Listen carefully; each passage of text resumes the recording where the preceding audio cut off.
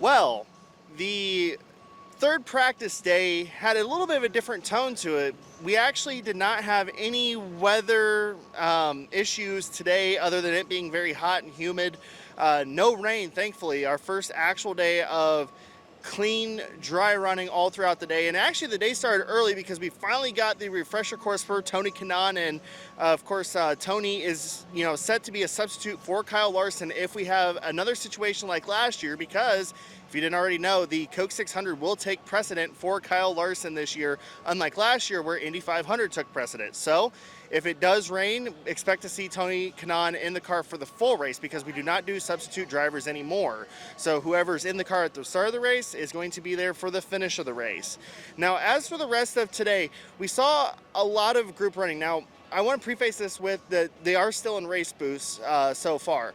We saw a lot of pack running at the beginning of the day today, and that kind of gave way to more quali sims in the race boosts, which is a little bit of a departure from normal, because typically this is this is the last full day of running on that race boost, because we only have two kind of 2-hour sessions after qualifying in the race boost, but the second half of the day was utilized for quality sims.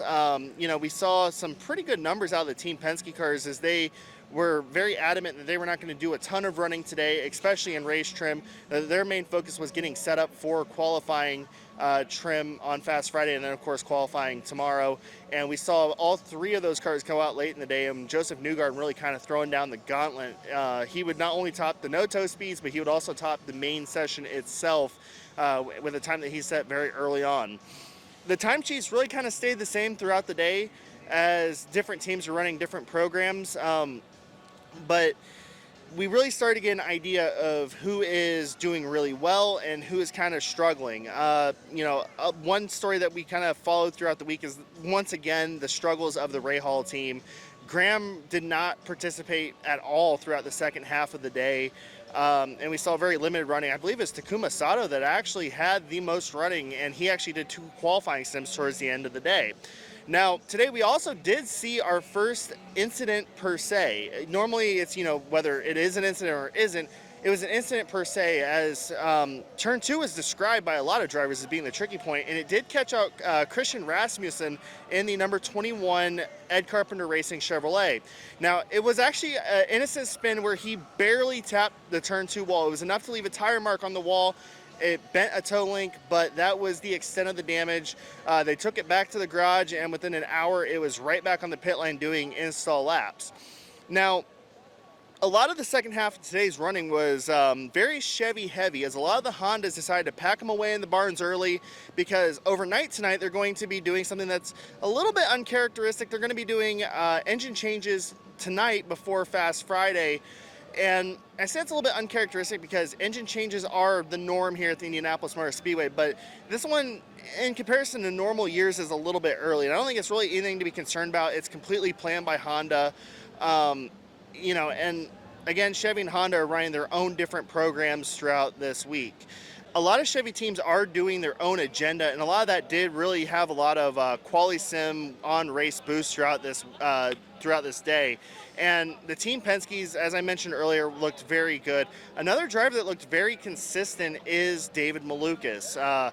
He's been up towards the top of the timesheets the last couple days, and it's almost like it's a polar opposite from his teammate Santino Ferrucci, who is running a very identical setup compared to what he's had the last couple of years. So it's a very big surprise to see him struggling the way he has been. Other notes throughout the day is that, we talked a lot the last couple of days about the Prema situation, and it really does look like they are taking massive leaps and strides forward with their cars, getting them together, and, they're really actually showing competent speed, and they are almost, like, I'd say, pretty safe in the field based off of what I've seen today. But again, tomorrow's a different animal. Tomorrow's where a lot of we really start to see the storylines converge.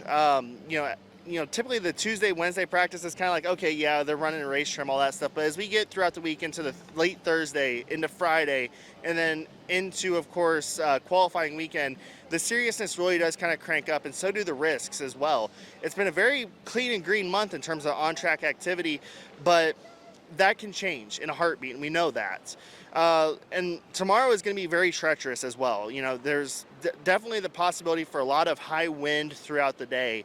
And it's going to be a definite impact. We've seen this before historically in, I believe it's 2016 or 2017, where we barely saw any cars on track at all on Fast Friday because of high winds. And, you know, it's an uncomfortable position for the teams for sure, because there's a lot of unknowns going into tomorrow. You know, everybody has their own checklist and punch lists that they want to go through. And I think probably the big question for a lot of people is going to be how to utilize the hybrid system in the final little bit of qualifying, whether you deploy everything on the final lap or whether you use it sporadically throughout, or however that works. So I think tomorrow is going to be a very frantic day in terms of doing qualifying simulations. You know, we have 34 very competent cars. It's really hard to pick, you know, who is the favorite to go home per se. But, you know, that's the reason we love covering the Indy 500. You just don't know. You don't know what happens next, because all it takes is one incident into the wall tomorrow, and we all of a sudden have somebody with the eyes of the motorsport world on them. So, without further ado, let's hear a word from our sponsors over at Peak Performance, and then let's break down your top 10 and your last 5 from today's practice session. Protect your vehicle with Peak Original Equipment Technology. Our formulas match the vehicle manufacturer's technology requirements so that we have the perfect match for every vehicle. And the top of the grid has a very familiar feel to it, with a Penske Ganassi 1-2 with Joseph Newgarden topping the speed charts today at a 226.632. Scott Dixon follows up right behind. We talked about Connor Daly and that entire Juncos Hollinger team actually being a real threat this year to contend for top 10s and for a win here at the Indianapolis Motor Speedway, and they continue to show that pace, ending out the day in third. In fourth place, we have the best of the Arrow McLarens with Pato O'Ward. Fifth place, Ryan Hunter-Reay in the ever so good Dreyer and Reinbold entries. Every year they come here, you know, this is the only race that they do, and every single year they really do surprise us for only doing this event. Sixth place, Alex Pillow. Seventh place, the best of the Andretti entries from Colton Herta. Eighth place, after that spin, Christian Rasmussen. Ninth place, David Malukas. And rounding out your top 10, Scott McLaughlin. And looking at your bottom 5 from today, we have the number 60 entry from Meyershank Racing of Felix Rosenquist. 31st place, we have Callum Ilott. 32nd place, we have his teammate from Prema Racing, Robert Schwartzman. 33rd, we have Santino Ferrucci. And rounding out your field, we have the number 15 Rahal Letterman entry of Graham Rahal. And something we'll look at a little bit more prevailing tomorrow would be the no-toe speeds. And at the top of that leaderboard, we have Joseph Newgarden with a 222.555. And not too far behind, we have the number 27 entry of Kyle Kirkwood.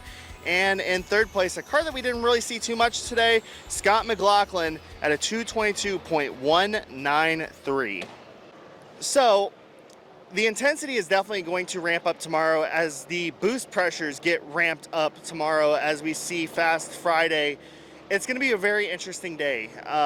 You know, every day here at the Indianapolis Motor Speedway, you definitely get that feel of something interesting happening. And Fast Friday is always one where the eyes of the motorsport world kind of descend on this place to really see where qualifying is going to shake out. It really doesn't give us it gives us a hint, but it doesn't give us an answer. That, of course, comes on Saturday afternoon and Sunday afternoon of who goes home and who is on pole. But, you know, the weather is definitely going to be a talking point tomorrow in terms of wind, in terms of heat. It's supposed to be about as hot as it was today, which was a little bit scorching, but there's definitely going to be a lot to talk about. And of course, be sure to look out for a second video from the channel tomorrow as the guys up there start talking about the Route 66 Nationals and the first day of qualifications from there for the NHRA Mission Foods Drag Racing Series. So until tomorrow from here at the Indianapolis Motor Speedway, we hope you have a great night. And again, be sure to hit the subscribe button down below and the like button and comment. Who do you think so far is going home in your books? And until tomorrow, we'll see you then.